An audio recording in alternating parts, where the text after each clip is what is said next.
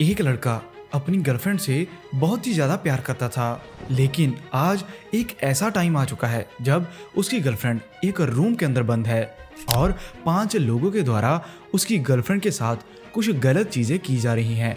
और ताज्जुब की बात तो ये है, ये लड़का खुद कंप्यूटर की लाइव स्क्रीन पर ये सारी चीज़ें बैठकर देख रहा है। क्या दोस्तों, जो भी उस लड़की के साथ हो रहा है उसके पीछे इस लड़के का हाथ है? क्या इसी लड़के ने उस लड़की को उस रूम के अंदर भेजा? जहाँ दोस्तों, क्या कोई और घटना उस लड़की के साथ हुई जिसके बाद उसका बॉयफ्रेंड उसे बचा पाया या नहीं? आइए जानते हैं दोस्तों इस वीडियो के अंदर। वेलकम बैक गाइज, मेरा नाम है करण और आप देख रहे हैं डार्क वाइज। कहानी की शुरुआत होती है 2010 के अंदर। एक मैथ्यू नाम का लड़का जो कि अपना विद्यालय चेंज करके एक नए विद्यालय में पहुंचा था, जहां पर उसका कोई भी दोस्त नहीं था। इंट्रोवर्ट होने के कारण मैथ्यू किसी से ज्यादा बात नहीं करता, जिसके बाद उसके कोई भी दोस्त इस जगह नहीं बने थे। वो सिर्फ अपने काम से मतलब रखता और यहाँ स्टडी करने के बाद जो भी टाइम बचता वहाँ पर वो अपना होमवर्क कर लेता और किसी को भी अपने बारे में कोई चीज़ नहीं बताता। इसी टाइम लंच ब्रेक के दौरान उसके सामने एक लड़की आती है। जैसे ही वो लड़की मैथ्यू के सामने आई तो उसे लगा कि जैसे समा रुक सा गया, हवा चलने लगी। जानो कि मैथ्यू को पहली बार कोई लड़की पसंद आई थी।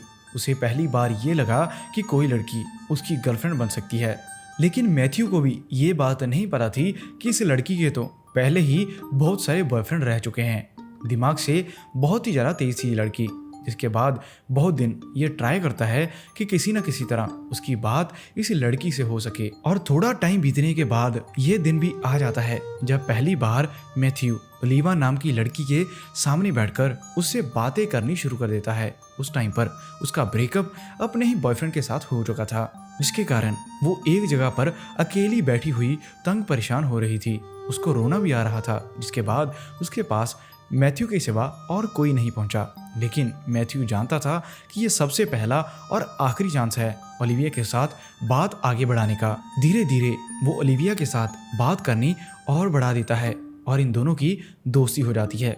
दोस्ती भी ऐसी कि दोनों लोग जो भी खाते, जो भी पीते और जो भी करते एक दूसरे को सारी चीज़ें आकर बता देते। ऐसी दोस्ती होने के बाद थोड़ा समय और भी जाता है जब मैथ्यू को ये चीज़ लगी कि अगर वो ओलिविया को प्रपोज करेगा तो वो झट से मान जाएगी। और मैथ्यू ने ऐसा ही किया। मौका देखते हुए वो ओलिविया को प्रपोज कर देता है। और आगे से ओलिविया का जवाब तो आप जानते ही हैं। उसने तो पहले भी अपने 5 बॉयफ्रेंड रखे थे जिनके साथ उसकी बात नहीं बन पाई थी, लेकिन ओलिविया को भी पहली बार ऐसा लगा कि शायद यही लड़का है जिसके साथ वो अपनी आगे की जिंदगी बिता सकती है। इसके बाद ओलिविया भी उसे हाँ कर देती है और उसके इस जगह हाँ करने के पीछे एक सबसे बड़ी वजह थी कि ओलिविया के जितने भी पहले बॉयफ्रेंड या दोस्त रहे उन सबसे ज्यादा मैथ्यू ही एक ऐसा इंसान था जो कि ओलिविया को समझ पाया, उसे एक कंफर्ट जोन दे पाया। ऐसा होने के बाद जैसे ही ये दोनों लोग रिलेशनशिप में आ जाते हैं तो धीरे धीरे इनकी बात और आगे बढ़ती जाती है। इसी टाइम पर जब मैथ्यू और ओलिविया को ये चीज़ पता चली कि दोनों के अंदर एक कॉमन चीज़ है जो है डार्क चीज़ें देखना, जिसके अंदर ये दोनों लोग मिलकर कुछ डार्क स्टोरीज, कॉन्स्पिरेंसी थ्योरीज और बहुत सारी चीज़ें देखते। और इन्हीं में से एक चीज़ थी रेड रूम्स, जिनके अंदर कुछ लोगों के द्वारा पैसे देने के बाद कुछ ऐसी चीज़ें करवाई जाती थी जो कि मैं इस जगह पर नहीं बोल सकता। आप इसे अंदाज़ा लगा लीजिए कि कैसी कैसी गलत चीज़ें इन रेड रूम्स के अंदर होती होंगी। और इन दोनों को ये चीज़ें बहुत ही ज़्यादा फैसिनेटेड लगती थी, जिसके बाद जब भी उन्हें टाइम मिलता तो दोनों बैठकर ये सारी चीज़ें देखते रहते। और इनके अंदर सबसे पहले इनका बड़ा वहम ये था कि रेड रूम नाम की कोई भी रियल चीज़ है ही नहीं, ये सारी चीज़ें स्क्रिप्टेड की जाती हैं। वो दोनों लोग इन्हें देखने के बाद हंसते थे कि कैसे कोई इंसान इतने ज़्यादा पैसे छोटे छोटे काम करने के लिए दे सकता है। वो ये चीज़ें देखकर हंसते थे कि कैसे कुछ लोग पैसे देते हैं जिसके बाद सामने बैठा हुआ इंसान दूसरे इंसान को तंग करता है। वो दोनों हंसते थे और ये कहते थे कि अगर ऐसी चीज़ दुनिया के अंदर है तो गवर्नमेंट के द्वारा इसे बैन कर दिया जाना था। और दूसरी साइड टेक्नोलॉजी में भी अब हम इतनी ज़्यादा आगे आ चुके हैं कि ऐसी चीज़ें तो बिल्कुल ही ख़त्म की जा सकती हैं, लेकिन फिर भी ये तो खुलेआम सारी चीजें चल रही हैं। पर यही उनकी सबसे बड़ी गलती होने वाली थी। इस रिलेशनशिप में आने के बाद दोनों के 6 साल बीत जाते हैं और टाइम आता है 2016 का, जब 22 अप्रैल 2016 को एक नॉर्मल डे के अंदर ओलिविया को अपने ऑफिस के लिए जाना था। वो बहुत ज़्यादा लेट हो रही थी, लेकिन दूसरी साइड जैसे ही ये दोनों लोग घर से बाहर निकले तो इन्होंने देखा कि कैसे मैथ्यू की कार खराब हो चुकी है, जो कि नॉर्मल डेज में ऐसा कभी भी नहीं हुआ। मैथ्यू बहुत ज़्यादा जोर लगाता है लेकिन वो कार स्टार्ट नहीं होती, जिसके बाद ओलिविया ये बोलती है कि वो अपनी फ्रेंड को कॉल कर रही है, जिसके साथ गाड़ी में बैठकर वो ऑफिस चली जाएगी। ऐसा होने के बाद मैथ्यू अपनी कार को लेकर वर्कशॉप पर पहुंच जाता है, जहां पर वो अपनी गाड़ी बनवा रहा था। इसी टाइम उसके फ़ोन पर एक नोटिफिकेशन आता है जो कि उसकी सारी की सारी ज़िंदगी खराब कर देता है। उस नोटिफिकेशन में ये लिखा था कि आई फाउंड यू। ये मैसेज उसे फेसबुक मैसेंजर पर आया था। ऐसा होने के बाद उसकी आंखें फटी की फटी रह गई, क्योंकि ये मैसेज था ओलिविया के ही अकाउंट से। वो जानता था कि ओलिविया तो फेसबुक यूज़ ही नहीं करती। ये पहली बार था जब ओलिविया के फ़ोन से मैथ्यू के फ़ोन पर कोई फेसबुक से मैसेज आया हो। मैथ्यू को ये चीज़ काफ़ी अजीब सी लगी। जो मैसेज वहाँ पर टाइप किया था उसके साथ एक लिंक भी था। मैथ्यू ने बहुत ज़्यादा ट्राई किया कि किसी ना किसी तरह वो लिंक ओपन हो जाए, लेकिन वो नहीं होता। जिसके बाद गाड़ी में पड़ा हुआ अपना लैपटॉप मैथ्यू निकालता है और वहाँ पर इस लिंक को पेस्ट करता है। आगे जाकर ये लिंक एक ब्राउज़र के अंदर ओपन होता है, जैसा ब्राउज़र वो दोनों लोग रेड रूम वीडियोस देखने के लिए यूज़ करते थे। लगभग 10 मिनट के बाद ये लिंक ओपन हो जाता है। लिंक ओपन होते ही मैथ्यू ने देखा कि कैसे ये तो एक रेड रूम टाइप वीडियो है, जिसके अंदर लिंक ओपन होते ही एक वीडियो सामने आ जाती है जो कि बहुत ही ज़्यादा धुंधली थी। इसके अंदर कुछ भी साफ नहीं दिखाई दे रहा था। ऐसे ही पीछे से एक आवाज़ आती है, मानो कि कोई एडिटेड वॉइस हो। नॉर्मल इंसान की ये आवाज़ लग ही नहीं रही थी। तभी अचानक कैमरे के सामने एक मास्क पहना हुआ इंसान आता है। तभी वो आगे वाला इंसान बोलता है कि आज का शो शुरू करते हैं, जहां पर हमारे साथ एक नई लड़की है और दूसरी साइड उसी का बॉयफ्रेंड हेल्पलेस होकर अपनी ही गर्लफ्रेंड को देख रहा है। ये बात सुनने के बाद मैथ्यू को भी कुछ अजीब सा लगता है। उसे लगा कि ये बोल क्या रहा है। इसी टाइम पर कैमरा स्विच होता है, जहां पर धुंधली धुंधली वीडियो के अंदर एक लड़की दिखाई दे रही थी। धीरे धीरे जैसे ही वीडियो के ऊपर से ये ब्लर साइड हुआ तो उसने देखा कि कैसे एक बेड पर उसी की गर्लफ्रेंड ओलिविया लेटी हुई है, जिसको कि रस्सियों के साथ बांधा गया है।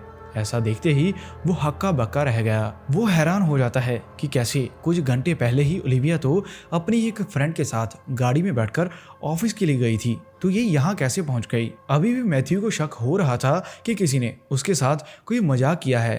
तभी वहाँ से एक आवाज़ आती है, हाँ हाँ मैथ्यू, ये वही तुम्हारी गर्लफ्रेंड ओलिविया है। मैथ्यू की सांसें फूलने लगती है।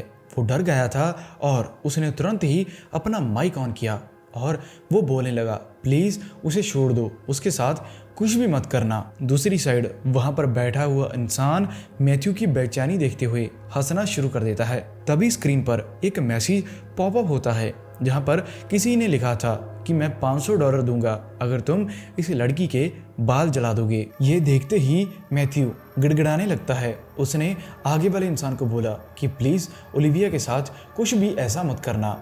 ऐसा देखने के बाद पहले तो वो इंसान हंसा और इसके बाद उसने मैथ्यू को बोला कि अगर तुम 500 से ज़्यादा डॉलर मुझे दोगे तो मैं ऐसी कोई भी चीज़ नहीं करूँगा। जिसके बाद तुरंत मैथ्यू के द्वारा अपना बिटकॉइन का अकाउंट ओपन किया गया और उसने $501 उस आगे वाले आदमी को बिटकॉइन की फॉर्म के अंदर सेंड कर दिए। ऐसा होने के बाद वो ओलिविया के बाल नहीं जलाता, वो रुक जाता है। और ऐसा होते दौरान ही मैथ्यू के दिमाग के अंदर एक चीज़ आती है कि इन दोनों ने लगभग साल पहले अपने फ़ोन के अंदर एक एप्लीकेशन डाउनलोड की थी, जिसके अंदर दोनों के द्वारा एक दूसरे की लोकेशन शेयर की गई थी। मैथ्यू को लगा कि अगर वो अपना फ़ोन निकालेगा और जल्द से जल्द ओलिविया के फ़ोन की लोकेशन देख लेगा, जिसके बाद वो पुलिस को बता सकता है। उसने ऐसा ही किया। तुरंत ही ओलिविया की लोकेशन निकाली और लोकेशन के अंदर मैथ्यू को पता चला कि ओलिविया तो मैपल एडमोर नाम की जगह पर एक पुरानी फैक्ट्री के अंदर कैद है।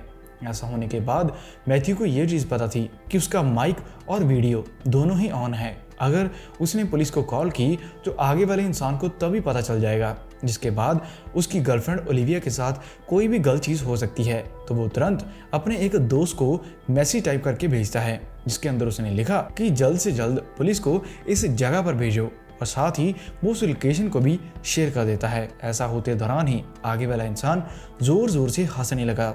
उसने बताया कि कैसे जो भी मैसेज अभी मैथ्यू के द्वारा टाइप किया गया वो उस इंसान ने देख लिया है। जिसके बाद वो मास्क वाला आदमी गुस्से के अंदर बोलता है कि अगर मुझे अभी के अभी कोई $1500 देगा तो मैं 5 लड़कों को बुलवाऊंगा जो कि इस लड़की के साथ वही चीज़ें करेंगे जो कि आप लोग बोलोगे। ऐसा होने के बाद सभी लोगों के मैसेज आने शुरू हो जाते हैं और दूसरी साइड वो मास्क वाला इंसान मैथ्यू को बोल देता है कि अब तू बुला पुलिस को, मैं देखता हूँ तू क्या कर सकता है। ऐसा होते ही उस स्ट्रीम के ऊपर धड़ाधड़ पैसे गिरने शुरू हो गए। $1500 की बजाय लोगों ने $5,000 देने शुरू कर दिए और लिख दिया कि प्लीज इस लड़की के साथ ये चीजें करनी शुरू कर दो। और इसी टाइम पर 5 लड़के उस रूम के अंदर आते हैं जिनके चेहरे पर ब्लैक कलर के मास्क पहने हुए थे। लोगों के द्वारा टाइप ये किया गया कि ये पांचों मिलकर इस लड़की के साथ कुछ गलत चीजें करें।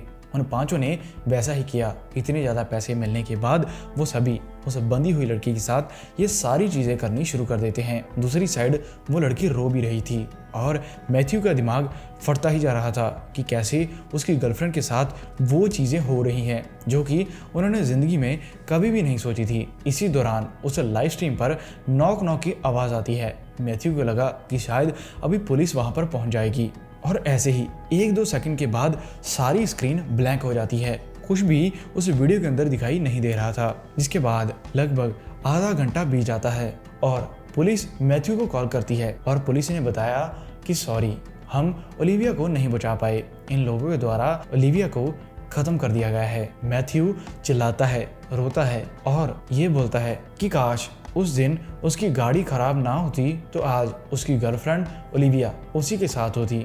तभी पुलिस के द्वारा ये भी चीज़ बताई गई कि जिन लोगों ने भी ओलिविया के साथ ये सारी चीज़ें की वो यहाँ से भाग चुके हैं।